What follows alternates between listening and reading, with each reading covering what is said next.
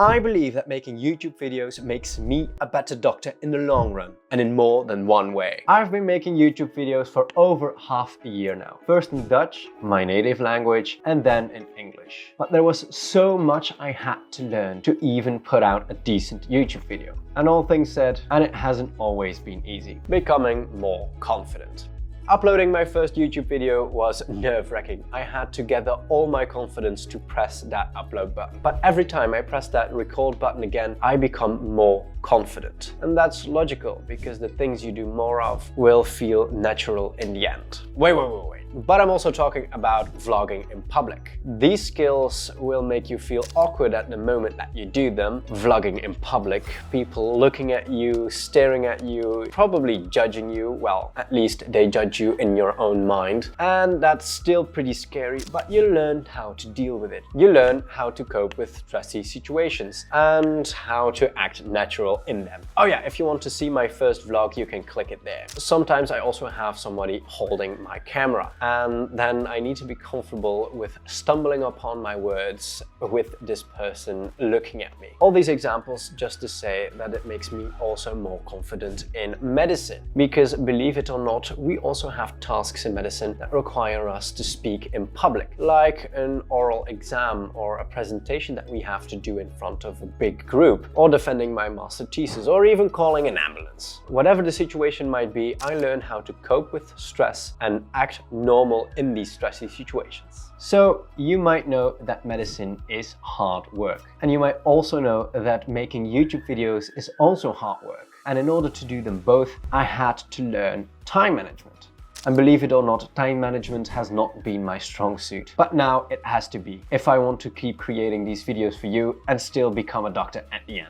I try to do this with keeping a weekly schedule. I know that I will write scripts in the beginning of the month and that I'll film these at the end of the month. I make by bundling everything. If I start writing scripts, I don't just write one video script. I write 2 or 3. I don't film one video, I film 2 or 3. That way I can efficiently manage my time by not needing to set up my lights all the time or my camera. I also do this by implementing short deadlines. That gives me a little stress and keeps me productive every step of the way. But beware, this can impact your mental health. And that is also very important if I want to keep making these videos. So keep that in check. Learning a new skill. Making videos on YouTube has almost nothing to do with medicine. I had to learn everything from scratch. From what camera settings to use, how to use lighting, how to edit, and so much more. But learning how to use a camera is very helpful. For instance, you can always use it to promote yourself or others. But I'm also just talking about learning new skills in general. Because believe it or not, every time you learn a new skill, you will become better at learning the next one. This is you actually becoming subconsciously better at learning. The research that goes into YouTube.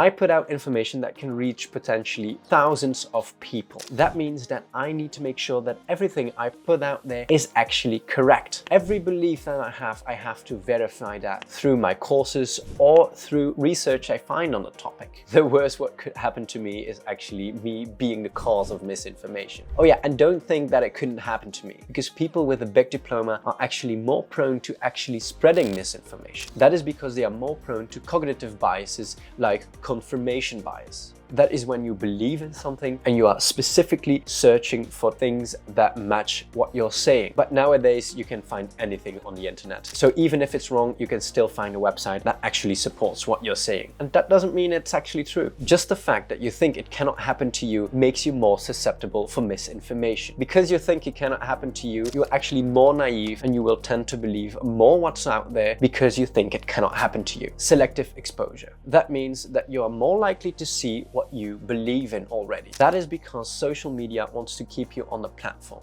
And they do that by sending you that you resonate with. And that's probably in your beliefs. And that's not always the truth. And because you see time and time again that you are right, you start believing it. And nowadays with AI, it's actually more difficult to actually decide what is real and what is fake. Let me give an example for this. If I look up if blueberries are healthy or not, I might see the controversial title, 5 reasons why blueberries are in fact not healthy. And that might actually intrigue me, and I might be more prone to actually clicking on that title. skill. And because every website actually uses cookies nowadays, the next time I will go on social media, the chances of me seeing a similar topic, why blueberries are unhealthy, is very big.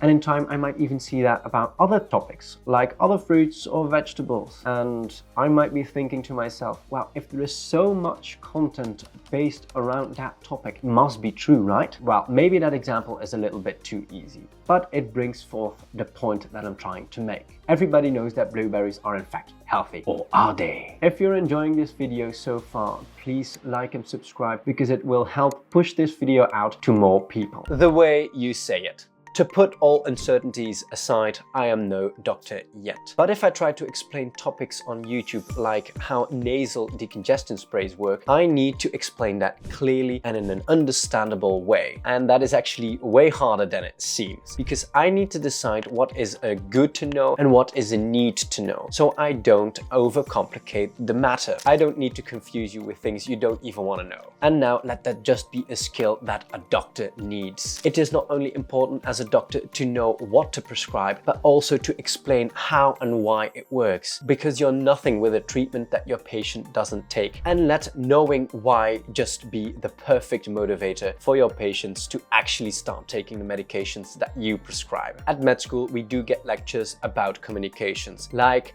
how to motivate people, how to tell bad news, and so much more. But the only way to get better at that skill is not to go once or twice per semester to a lecture about this. No, it's to practice that time and time again. That's the only way to get better. And now let that just be what I'm doing with these YouTube videos. If you like this video, you probably also like seeing a day in my life. This is my first week in med school. Watch it next.